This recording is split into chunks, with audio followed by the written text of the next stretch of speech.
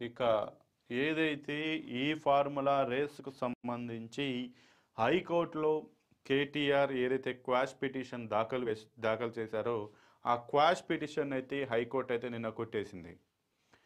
ఇక్కడనైతే ప్రముఖంగా ఈ కేసులో ఏసీబీ అయితే విచారణ చేసింది. విచారణ చేయడానికి ఏసీబీ ఏదైతే కేసు నమోదు చేసిందో దాన్ని అయితే మేము కొట్టేయలేము. కాకపోతే ఇందులో క్లియర్గా నిధుల దుర్వినియోగం జరిగిందని మాత్రం మాకైతే కనిపిస్తుంది.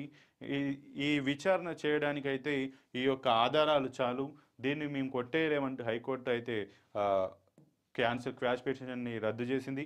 దాంతోపాటు 10 రోజులు ముందస్తు అరెస్ట్ చేయకుండా 10 రోజులు బెయిల్ కావాలి అంటూ కూడా ఏదైతే ఆయన పిటిషన్ వేశారో దానికి కూడా హైకోర్టు ధర్మాసనం అయితే నో చెప్పింది. ఇక దీనికి సంబంధించి రేపు ఇవాళనైతే ఏసీబీకి సంబంధించి ఏసీబీ ఆఫీసుకి అయితే బంజారాహిల్స్ పోలీసులు అయితే వెళ్ళారు. ఇక రేపు ఏసీబీ విచారణకైతే ఆయన అయితే వెళ్లాల్సి ఉంది. ఇక 16వ తేదీన ఈడీ కూడా రావాలంటే విచారణకు రావాలంటే ఈడీ కూడా కేటీఆర్కు సమన్లు అయితే జారీ చేసింది.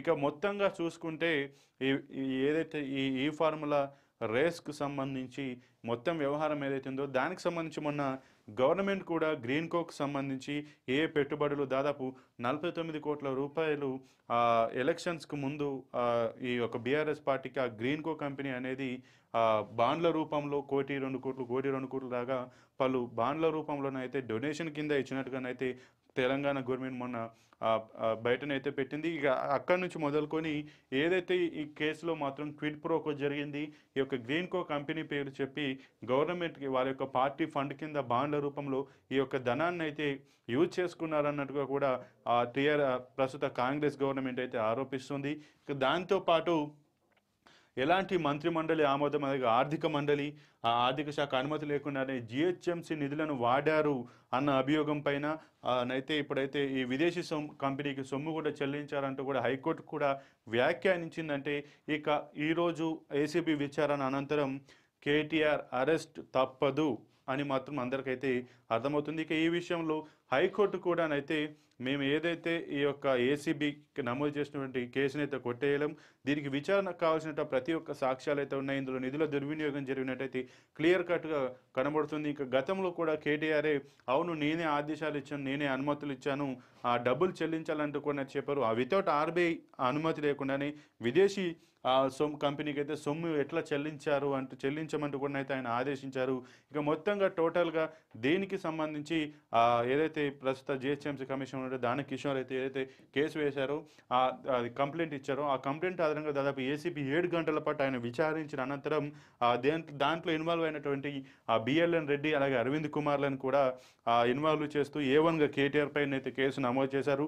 ఇక దీనికి సంబంధించి మొన్న 6వ తేదీన కేటీఆర్ అయితే విచారణకు హాజరు కావాల్సి ఉండే ఆయన వెళ్ళాడు. కానీ నాకు లాయర్ల పర్యవేక్షణలో నన్ను విచారించాలంటే ఆయన అయితే ఏదైతే విన్నపం చేశాడో దాన్ని ఏసీబీ అనుమతించకపోవడంతో ఆయన ఈ ఫార్ములా రేస్పై స్పందించి ఒక లిఖితపూర్వకంగా ఒక లెటర్ అయితే రాసి అక్కడ అందించేసి వచ్చారు.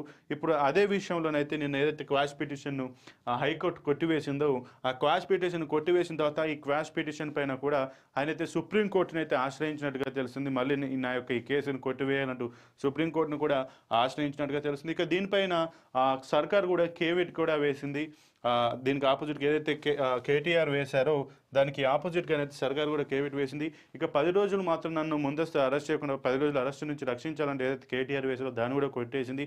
ఇక అలాగే కేటీఆర్ కూడా ఇంకొక పిటిషన్ అయితే వేశారు, ఏదంటే నన్ను లాయర్ల సమక్షంలోనే విచారించాలి అంటూ కూడా ఏదైతే పిటిషన్ వేశారో అదైతే ఈరోజు అయితే విచారణకు వచ్చేటువంటి అవకాశం ఉంది. ఇక మళ్ళీ ఈరోజు అయితే అరవింద్ కుమార్ అలాగే బిఎల్ రెడ్డి కూడా ఏసీబీ విచారణకు అయితే హాజరయ్యేటువంటి అవకాశం ఉంది. మొత్తంగానైతే ఈ ఫార్ములా రేస్ వ్యవహారం చూసుకుంటే మాత్రం ఖచ్చితంగా కేటీఆర్ అరెస్ట్ అయితే తప్పదని చెప్తున్నారు.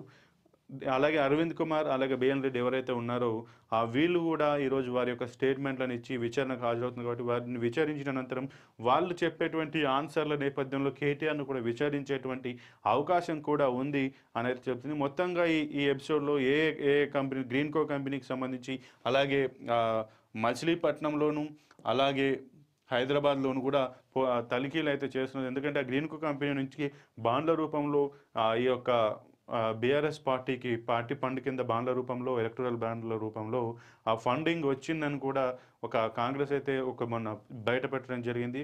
దానికి సంబంధించి కూడా విచారణ అయితే చేసింది. మొత్తంగానైతే ఇక కేటీఆర్ అరెస్ట్ తప్పదు అంటూ తప్పకనైతే చెప్తున్నటువంటి పరిస్థితి. లొట్ట పీస్ పెట్టి